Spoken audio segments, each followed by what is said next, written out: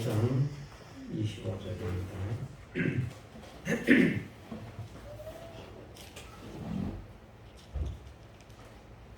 네, 하나님 말씀 마가복음 5장 25절에서 34절 말씀 읽어드리겠습니다.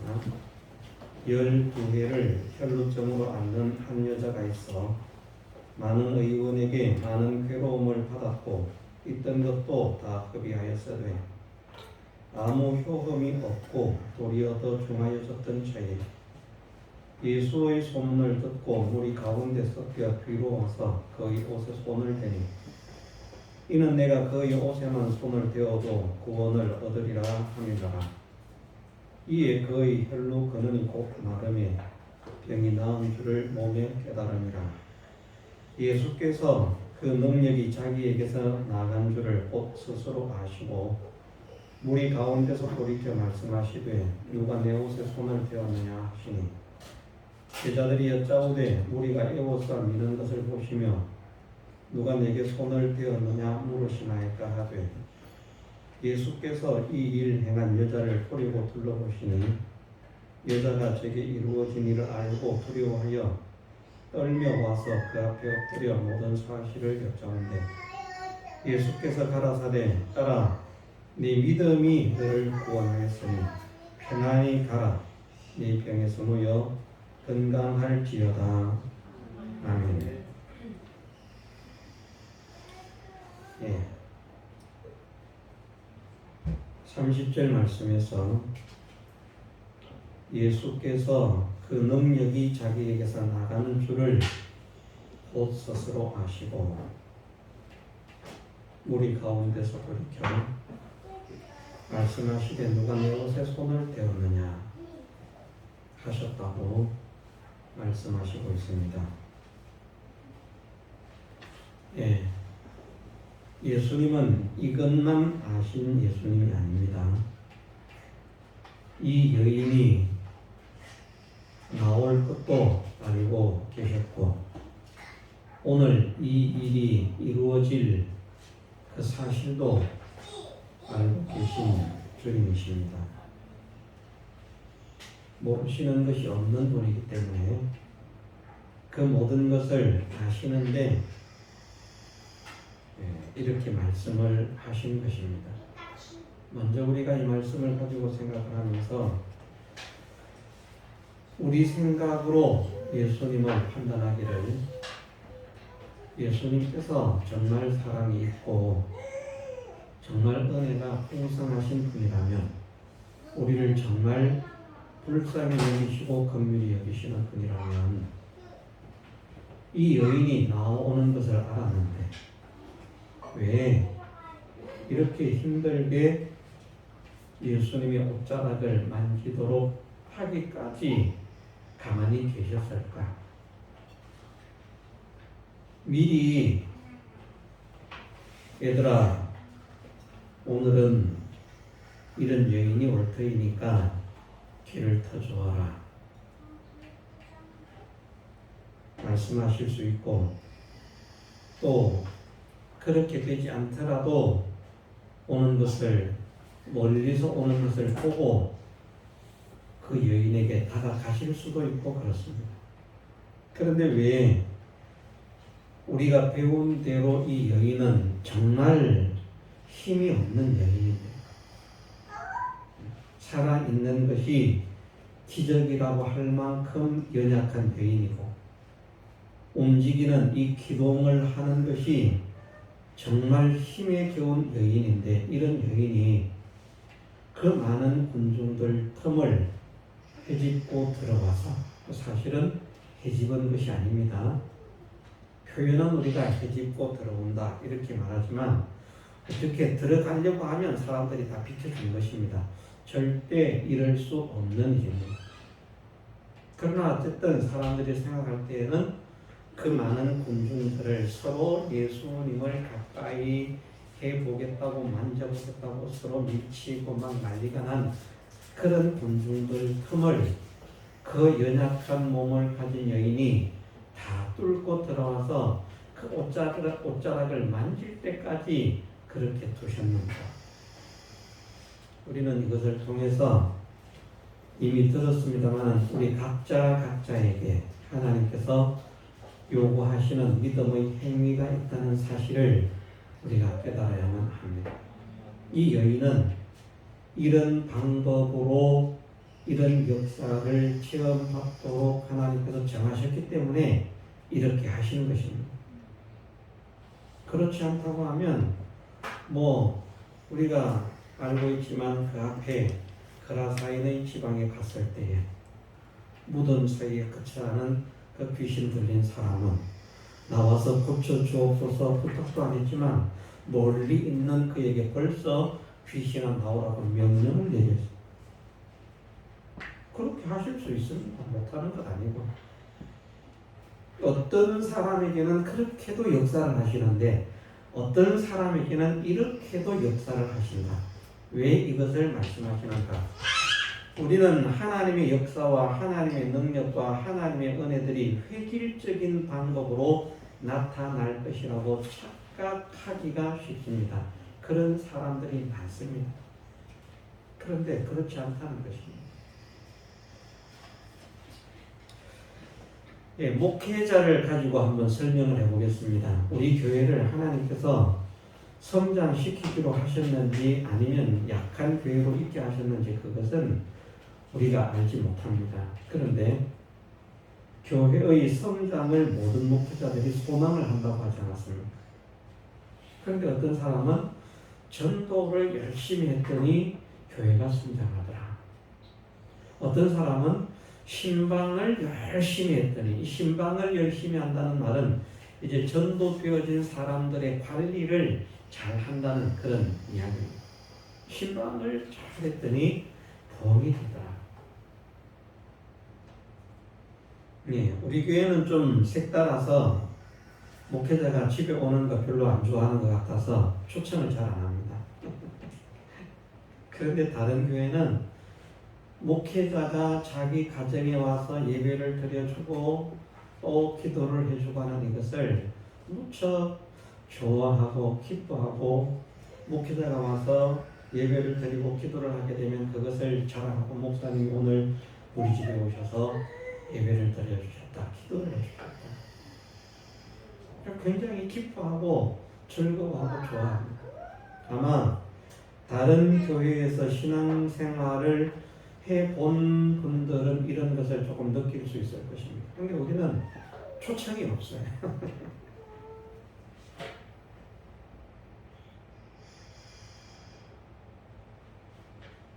그런데 사람들이 우리 교회는 목사님이 얼마나 사랑이 많으신지 틈만 나면 오셔가지고 기도해 주시고, 한번 실제로 한번 해보십시오. 다른 너희들 교회는 목사님 한번 기도 받으려고 하면 돈을 내야 되는지 모르겠는데 우리 목사님은 돈도 안 받으시고 그냥 오셔서 기도해 주시고 그렇게 했죠.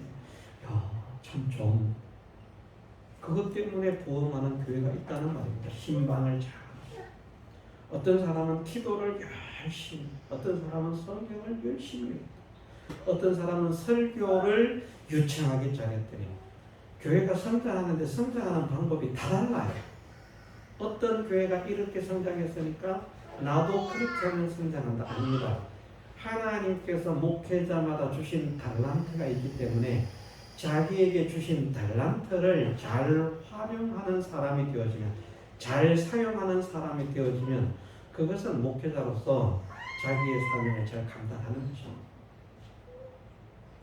그런데 다른 사람이 이렇게 했다고 하니까 나도 그렇게 해야만 교회가 부흥된다. 그건 잘못된 생각이라. 하지 말라는 말이 아닙니다. 다 유익한 것입니다. 기도하는 것도 유익한 것, 성경을 많이 읽는 것도 유익한 것, 또 설교를 잘하는 것도 유익한 것. 어떤 분들은 보면 주일 오전 오후 설교만 하고 월요일 되면 기도실 가서 금요일이나 토요일 되면 교회로 내려옵니다. 교회가 성장을 합니다. 우리 목사님은 기도를 하십니다. 기도를 하십니다.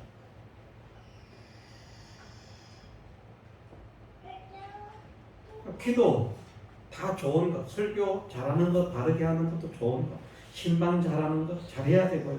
전도도 해야 되고 다 해야 됩니다.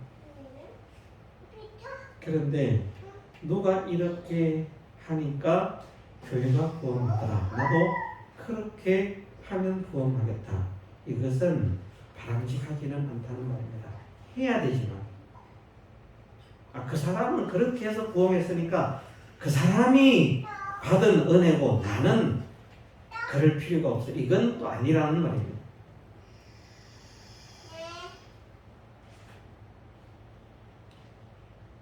이해를 하실 것입니다. 무슨 말인지.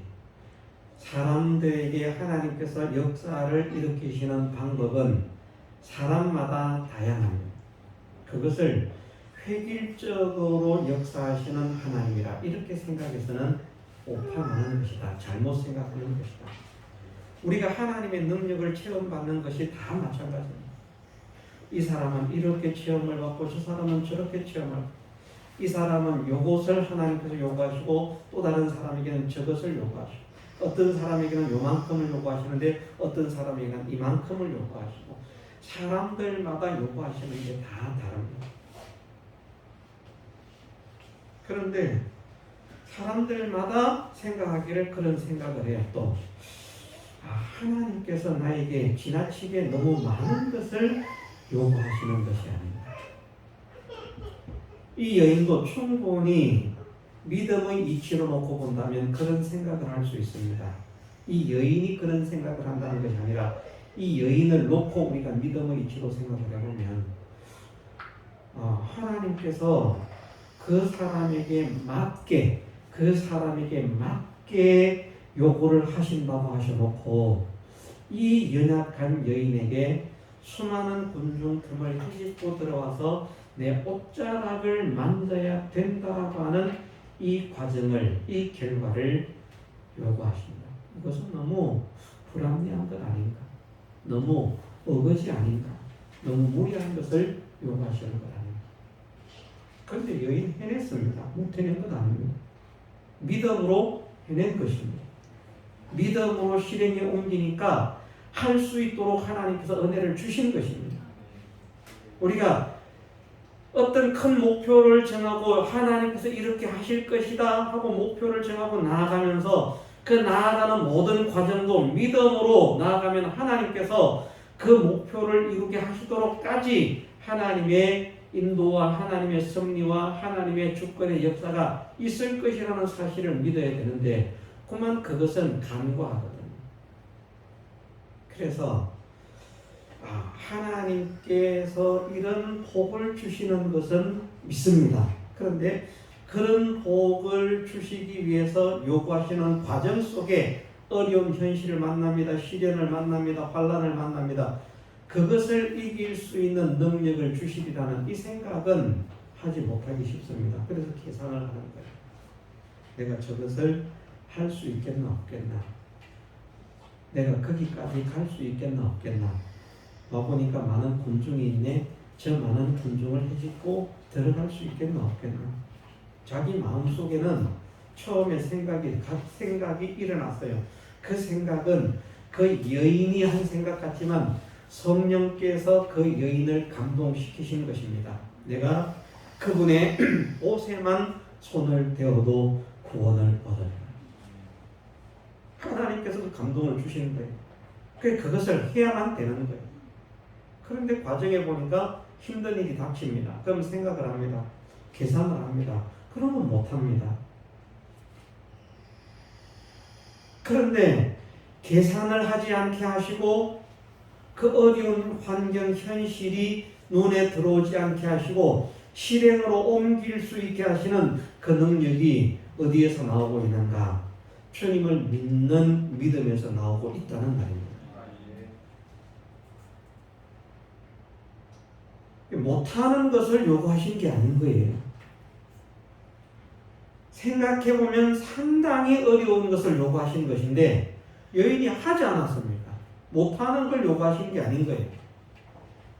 사람들은 지레 겁을 먹습니다. 내가 몸이 약해서 못 가. 움직이기가 힘들어서 못 가. 걸음을 못 걸어서 못 가. 가보니까 사람이 너무 많아서 안 돼. 저래서 안 돼. 이래서 안 돼. 방해가 많을 거야. 가면 날 욕할 걸. 창피하겠다. 온갖 생각들 다 듭니다. 그런 것만 못 가는 것입니다. 그 모든 것들을 이길 수 있는 믿음을 가져야 되거든요. 이 여인은 그 믿음을 가진 것입니다. 그 믿음 때문에 약한 몸을 이끌고 나온 것이고, 그 믿음 때문에 많은 군중을 보고서도 포기하지 않은 것이고, 그 믿음을 보고서 많은 사람들이 나를 어떻게 대할까, 어떻게 말할까, 그런 것들을 염려하지 않아. 그냥 오로지 나는 주님의 옷자락을 만져야 되겠다. 뭐만 보고 나간 것입니까? 하나님께서 자기에게 주신 감동, 그 목표를 바라보고 그것만 바라보면서 나가는 것입니다. 이제 우리는 여기에서 많은 이치들을 생각을 할 수 있어야 됩니다.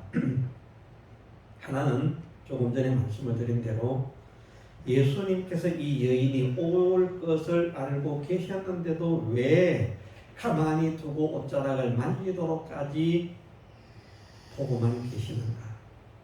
그것은 각자에게 요구하시는 믿음의 분량이 있습니다. 나는 믿음이 약하니까 나는 분량을 조금 주세요. 그건 자기 생각입니다. 믿음의 분량은 내가 믿음이 요 정도입니다. 저 정도입니다. 내가 생각하는 것으로 내 믿음을 판단할 수 없습니다. 하나님께서 나는 도저히 감당할 수 없을 것 같은 현실을 내게 주신다고 할지라도 이미 감당할 수 있는 믿음을 내게 주셨다는 사실을 믿어야 됩니다. 자꾸 자기를 과시하지 않고 드러내지 않아야 할 것에서는 내가 얼마나 크고 훌륭하고 좋은 사람, 거기는 자기를 이렇게 높이려고 애를 쓰는데, 믿음도 나는 믿음이 좋은 사람이라고 될 수 있으면 자기를 믿음에 포장을 하려고 애를 쓰는데, 그러면 믿음이 좋은 사람이니까 하나님께서 더 큰 걸 요구하시니까 너 더 큰 걸 담당해야 돼. 더 큰 어려움을 겪어야 돼. 더 큰 환난을 통과해. 그거는 안 될 것 같은데 나 믿음 없는데. 이렇게 돼.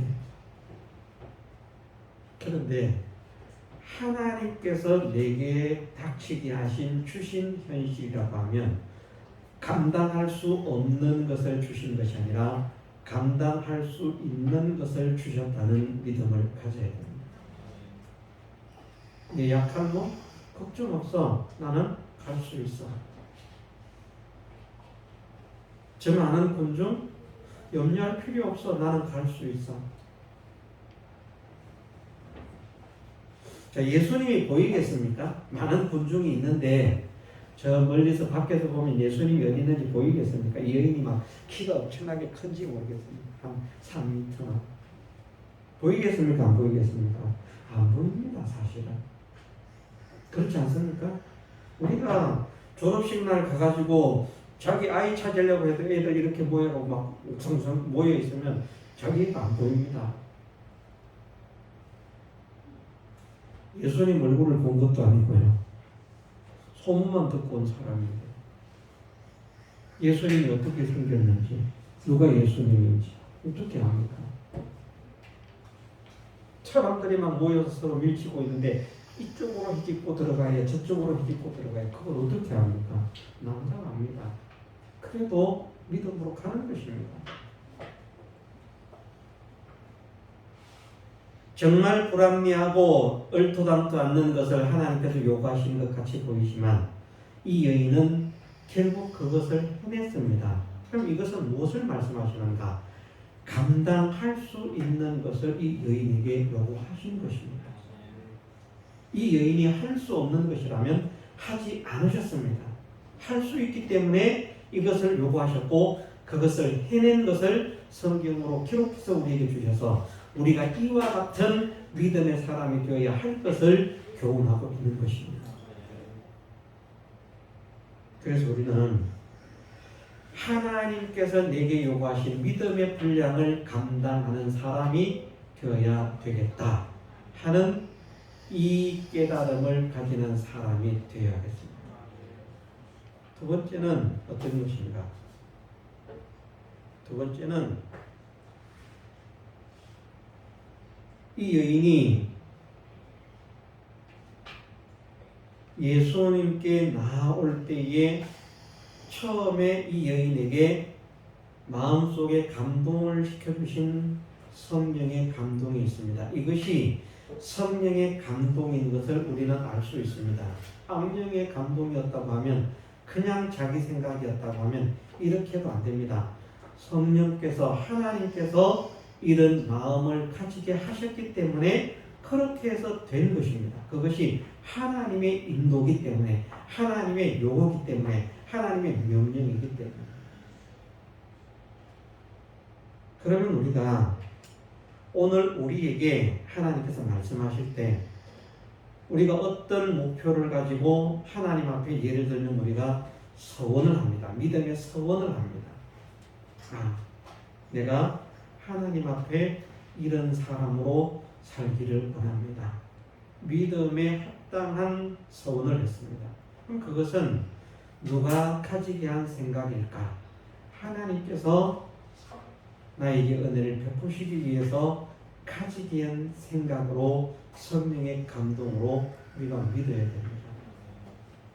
그런데 이 생각을 가졌잖아요. 이 감동을 받았습니다. 해보는 거예요. 그런데 해보니까 어려운 거예요. 포기를 하는 거예요. 하나님 앞에 서원을 하고 작정을 하고 약속을 했지만 지키지 않는 겁니다. 그러면 포기하는 거예요. 이 여인은 포기하지 않은 여인입니다. 무엇을 포기하지 않았는가? 성령께서 자기에게 주셨던 그 첫 감동을 포기하지 않고 모든 어려움 속에서도 그 감동의 명령을 완수한 것입니다. 우리도 성령의 감동을 소멸하는 사람이 되지 않도록 애를 써야 됩니다. 여러 가지 이유로 우리는 소멸합니다. 분명히 하나님께서 감동을 주셨는데, 예를 들면 내가 하루에 전도를 5명을 해야 되겠다. 그럼 너무 더워서 오늘은 안 되겠다. 오늘은 비가 와서 안 되겠다. 매일 5명 하기로 그렇게 자기가 하나님 앞에 소원을 하고 작정을 했으면 매일 해야 되거든요. 눈이 오나 비가 오나 해야 되거든요. 그런데 안 합니다. 하다. 처음부터 안 하는 게 아니라 해봐요. 그런데 어려움이 옵니다. 할 수 없게 만드는 현실이 옵니다. 포기하는 거예요. 그럼 그것은 무엇인가? 하나님께서 내게 주신 감동을 던져버리는 것입니다. 성령을 소멸하는 것입니다. 자, 전도에 대해서 말씀을 드렸습니다만은 어느 날 내가 앉아 있는데 내가 이제부터 하루에 전도를 5명씩 어떤 일이 있어도 5명씩은 전도를 해야 되겠다. 이런 감동이, 이런 생각이 들었다. 자, 이게 성령의 감동이겠습니까? 자기 생각이겠습니까? 마귀 생각이겠습니까? 네? 성령의 감동이 분명하죠. 이것은 왜? 하나님께서 기뻐하시는 일이니까. 이것은 내 마음속에서 내가 가진 생각이지만 내 생각이 아니라 하나님께서 나에게 요구하시고 명령하신 것을 느끼는 것입니다. 그럼 순종을 해야 되는 거예요. 그런데 안 합니다. 하다가 포기를 하는 거예요. 이 여인이 옷자락을 만져야 되겠다. 옷자락만 만져도 구원을, 그의 옷에만 손을 떼어도 구원을 얻는다. 성령께서 이런 감동을 주셨는데 옷자락을 만지려고 하니까 힘이 드는 거예요. 계획 변경을 할 수 있어요. 사모님, 저녁을 드시지 마세요. 눈이 감기면. 네? 계획 변경할 수 있는 거예요. 그것이 나는 아무런 생각이 없습니다. 계획 변경을 해놓고. 그런데 이 말씀을 가지고 생각해 보면 어떤 이치인가 하면 옷자락에 손을 떼어도 구원을, 옷에만 손을 떼어도 구원을 얻는다 라고는 이 감동을 주셨기 때문에 옷에다가 손을 떼야 되는데 옷에다가 손을 대려고 해보니까 말씀드렸지만 많은 군중도 헤집고 나가기가 힘들어. 예수님이 어디 있는지도 잘 찾지도 못하겠어. 포기한다. 내가 여기서는 소리를 질러야 되겠다. 계획 변경. 포기한 건 아닙니다. 자기 딴에는 포기한 거 아니에요. 여기서는 내가 소리를 질러야 되겠다. 안 되겠다. 예수님, 예수님, 내가 여기 왔는데 나를 좀 불쌍히 여겨주세요. 안 된다는 말입니다. 그런데 우리가 신앙생활을 하면서 이런 실수를, 이런 잘못을 상당히 많이 저지릅니다. 하나님께서는 말씀하셨습니다. 하나님께 소원한 것은 해로울지라도 지키라는 겁니다. 하나님께 약속한 것은 해가 되어도 지켜야 되는데 자기 형편, 자기 사정, 자기 입장 이것 따져서 보면 입싹 닦습니다. 없던 일이 됩니다. 계획을 변경합니다. 수정합니다. 그러면서 포기한 사람은 양심의 가책을 느끼겠지만 포기하지는 않고 계획을 수정한 사람은 내가 그렇게는 아니지만 다른 면으로 내가 하고 있는데 이런 자위, 스스로 위로를 하는, 위안을 받는 그런 착각 속에 빠질 수 있습니다. 그런 일을 하지 않는 사람이 되어라. 쉽지 않다. 어렵고 힘든 일이다. 그런데 하나님께서 너에게 주신 감동은 끝까지 지켜나가, 밀고 나가. 이 여인은 믿음으로 그 명령을 준수한 것입니다. 정말 힘들고 어려운 일이지만 그 명령을 거역하지 않았습니다. 계획을 포기하지 않았습니다. 그 계획은 하나님께서 자기에게 주신 감동입니다. 우리도 성령의 감동을 소멸하는 자가 되지 않게 하옵소서. 대단히 중요합니다. 하나님께서 감동을 주시는 것은 하나님께서 우리에게 하시는 명령인데, 요구하시는 것인데 그것을 해야만 은혜를 주시겠다는 거거든요. 그것을 해야만 은혜를 주시겠다. 그런데 하나님께서는 네가 이렇게 해야 내가 은혜를 준다라고 약속을 하시는데 자기가 계약을 수정을 합니다. 우리가 계약을 수정할 위치가 됩니까? 힘이 됩니까? 권세가 있습니까? 아닙니다. 우리는 순종해야만 하는 그 위치에 있을 뿐입니다. 우리가 계약을 수정할 수 없습니다. 계약을 수정할 수 있다면 혹 있을 수 있습니다. 나는 그것을 잘 몰랐는데, 예를 들면 잘 몰랐는데 신실한 하나님의 종이 갑자기 오더니 혹시 이렇게 하기로 하지 않았어? 그런데 그것은 하나님께서 기뻐하시지 않은 것 같아. 너무 무리인 것 같아. 그렇게 하지 말고 이렇게 하는 게 좋을 것 같다. 그럴 수 있거든요. 그러면 내가 잘못 생각을 했는가 보다. 나는 이것이 성령의 감동인 줄 알고 하나님의 인도인 줄 알고 이 길을 걸으려고 했는데 내가 이야기도 안 했는데 이런 말씀을 하시네. 그래서 수정이 된다면 그것은 혹 맞는 수정이라고 볼 수 있습니다. 근데 그것도 생각을 잘 해야만 됩니다. 왜? 성경에서 이런 것 때문에 실패한 사람들이 많이 나오지 않습니까? 베델의 단에 대해서 예언을 한 선지자도 이런 것 때문에 잘못해서 실수를 하고, 하나님께서는 베델에서 떡도 먹지 말고 갔던 길로 돌아오지도 말고 다른 길로 돌아서 오라. 근데 베델에 있는 선지자가, 어떤 선지자가 와서 그 예언을 한다는 말을 들었습니다. 그 선지자의 마음에 그 선지자의 예언대로 될 것이다 믿어졌어요. 그래서 아들을 보내지 않습니까? 선지자를 데리고 오너라. 그 속이는 거죠. 나도 선지자다. 하나님께서 감동을 주시기를 당신을 여기에 데리고 와서 떡을 먹이고 그렇게 하라고 하더라. 따라가지 않습니까? 끄떡끄떡끄떡. 그런데 어떻게 됐습니까? 처자한테 죽었어요.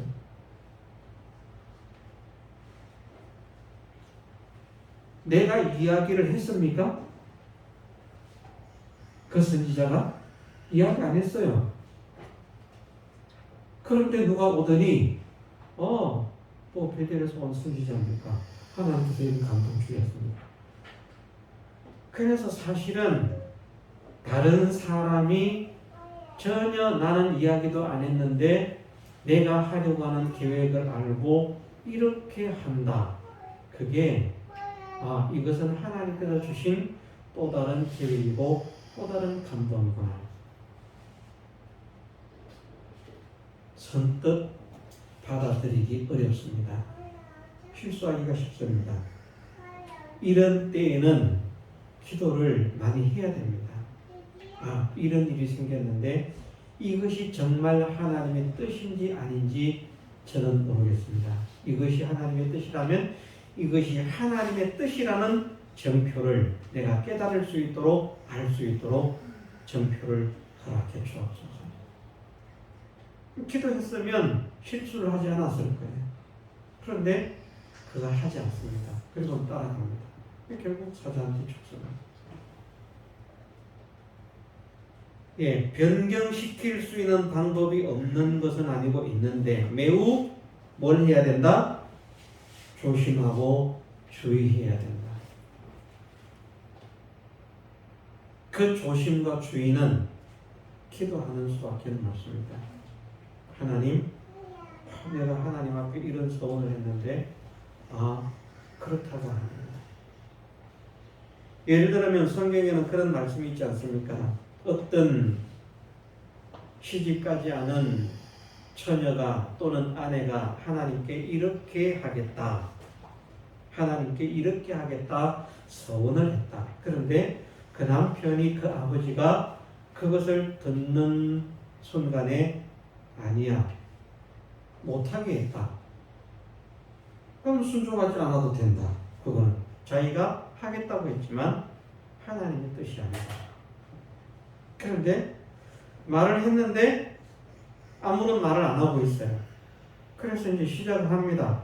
한참 시간이 지난 다음에 나중에 지난번에 전에 그런 이야기 했었지, 그거 안 되는 것 같은데 그때는 취소가 안 된다는 말입니다. 그런 말씀들을 우리가 어떻게 우리의 신앙에 지혜롭게 적용을 할 것입니다. 이 지혜를 주시기를 우리는 기도하면서 하나님의 뜻을 찾는 사람이 되야 됩니다. 그것은 사실은 말씀을 드리려고 했던 부분이 아니고 중요한 것은 하나님께서 우리에게 주신 감동, 그것을 다른 말로 하면 성령의 감동에 대한 우리의 하나님 앞의 약속입니다. 서원입니다. 그것을 어떤 것에 의해서도 흔들리거나 빼앗기지 말고 그 목표를 향해서 전진하는 사람이 되라. 성령을 소멸하는 사람이 되지 말고 성령의 인도를 따르는 사람이 되라. 매우 중요한 것입니다. 이 여인은 옷자락을 만져야 됩니다. 중도에 포기하면 안 됩니다. 왜? 하나님께서 이 여인에게 그것을 요구하셨기 때문입니다. 그것이 자기 속에서 나온 생각 같지만 그것은 자기의 생각이 아니었고 하나님께서 그 여인에게 역사를 일으켜 주시기 위해서 가지게 한 생각이었습니다.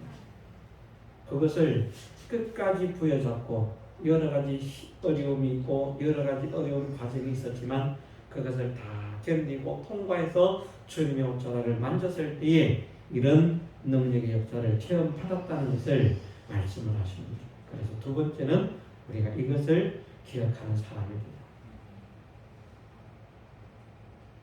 혹 나는 하나님 앞에 이렇게 하겠습니다, 저렇게 하겠습니다 약속을 해놓고 어긴 것은 있지 않는다.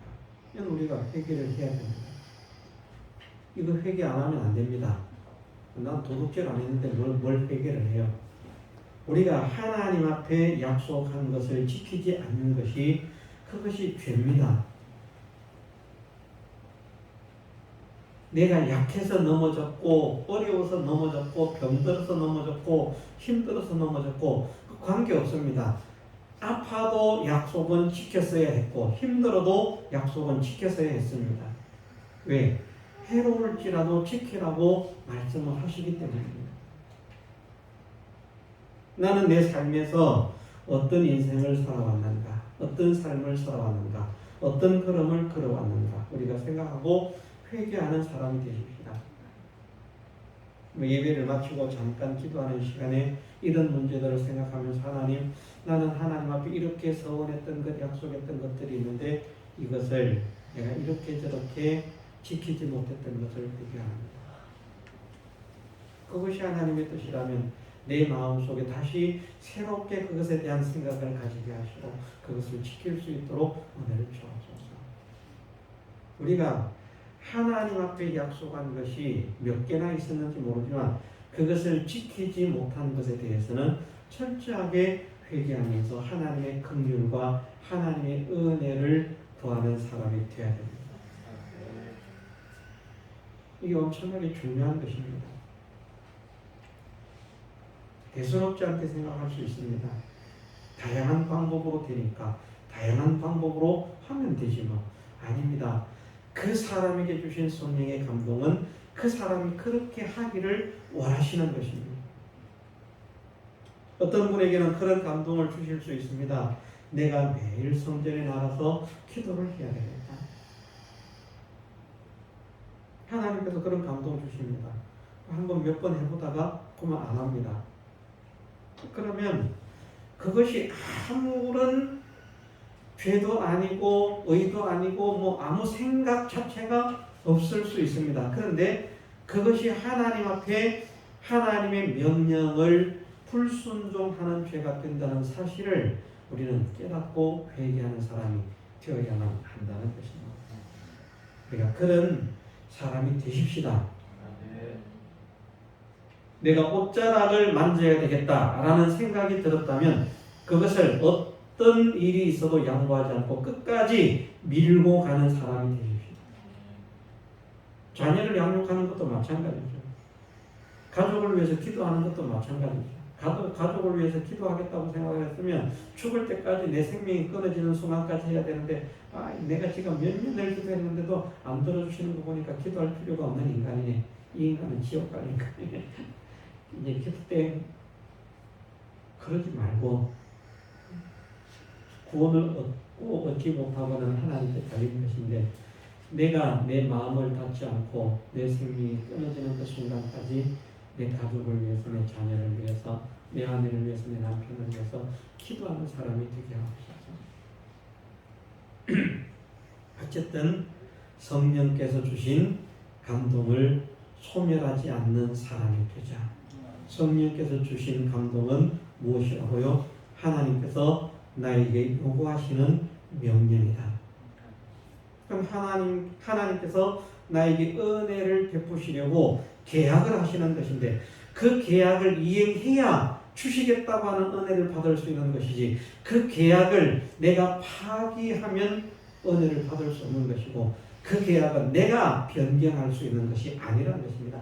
하나님께서 변경시키시면 할 수 있는 것이지만 내가 그 계약을 파기하거나 변경시킬 수 있는 내가 아니라 이것을 우리가 꼭 깨달아서 정말 하나님의 명령을 내 생명이 끊어지는 그 순간까지 잘 받들어 나갈 수 있는 지혜로운 믿음의 사람이 되게 하옵소서. 기도하고 힘을 써야겠습니다. 한 가지만 더 하겠습니다. 아십니다. 모르시는 것 아닌데 누가 내 옷에 손을 대었느냐 이렇게 말씀하시는 것은 이 여인에게 참된 구원의 확신과 평안을 허락하시기 위함입니다. 왜 부끄러운 치부를 왜 드러내나? 그냥 살짝 하게 하면 되지. 그런데 아닙니다.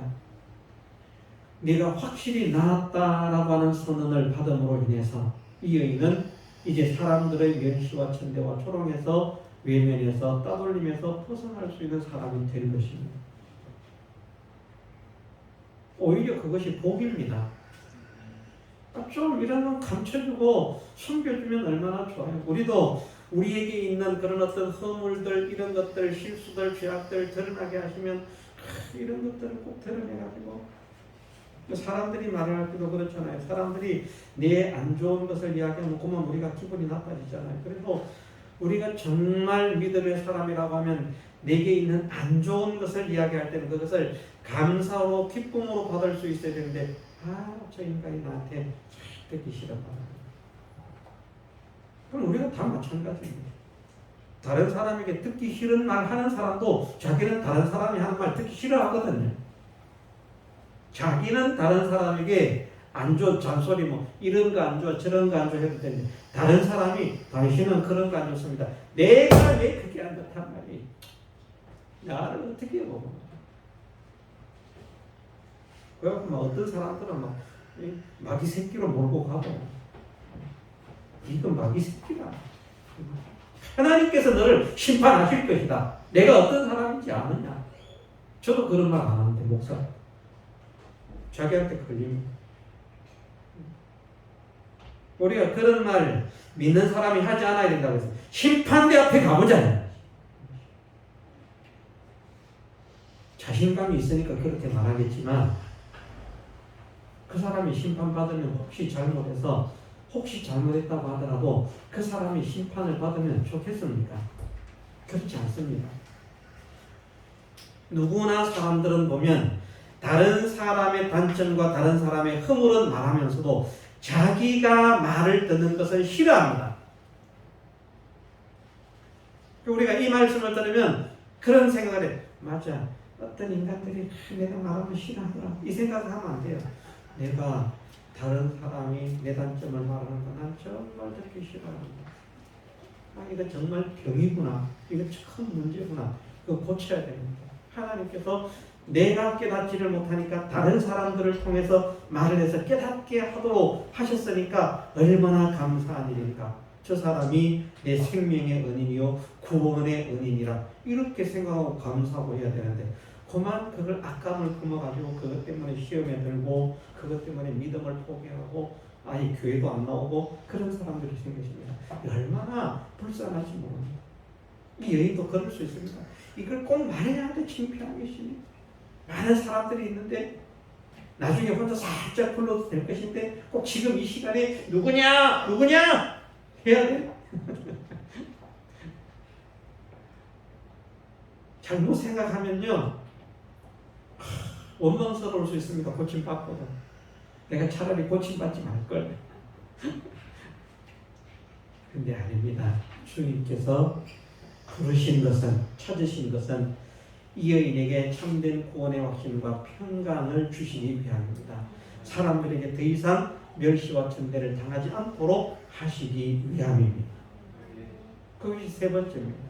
네 번째 마지막으로는 무엇이냐? 하나만 더 한다 해놓고 하나만 또 더 하겠습니다. 마지막으로 하는 것이 무엇이냐? 하나님의 영광을 드러내기 위함입니다. 하나님께서 역사를 일으켜 주신 것입니다. 우리가 하나님께서 우리에게 베풀어 주신 그 은혜와 그 역사를, 그 능력을 우리가 드러내어 하나님을 찬양하고 영광을 보이는 사람이 되어야 됩니다. 그것을 감춰두어서는 안 됩니다. 사실은 이 여인이 고침을 받았습니다마는 이미 고침을 받았잖아요. 주님이 부르시기 전에 그 병이 몸에 나은 줄을 스스로 깨달을 만큼 고침을 받았잖아요. 근데 살짝 가면 안 됩니다. 원래 살짝 가기로 했더라도 주님이 찾지 않으셨어도 정상적이었다고 하는 이것은 이 여인에게 아름답지 못한 모습입니다. 정상적인 온전한 생각과 온전한 믿음을 가지고 있는 여인이었다면 그 자리에서 당장 주님, 내가 주님의 옷자락을 만졌더니 내 병이 나았습니다. 내 몸에 이것을 느꼈습니다. 하나님께 영광을 돌립니다. 했어야 됩니다. 근데 그거 안 하고 살짝 도망가려고 합니다. 그건 중죄입니다. 하나님께서 역사를 일으켜 주셨는데 하나님의 역사를 선전하고 자랑하지 하나님을 드러내지 않는 것은 죄라는 말입니다. 헤롯이 영광을 하나님께 돌아가야 영광을 자기가 대신 싹 따먹었다가 죽이 먹어 죽었잖아요. 하나님께서 엄청나게 싫어하시는 것이고 미워하시는 것입니다. 그 죄를 짓게 하실 수 없는 겁니다. 왜? 구원의 백성이기 때문에, 사랑하시기 때문에. 그래서 합당한 영광을 돌려야 하기 때문에, 그래서 여인을 찾으신 것입니다. 여인을 찾으신 것에 대해서 네 가지를 생각을 했습니다. 이것을 가슴에 품고 생각하시면서 우리의 삶에서 믿음의 이치로 적용시켜 믿음에 승리하는 우리 모두가 되시기를 주님의 이름으로 축원합니다. 통성으로 기도드리겠습니다.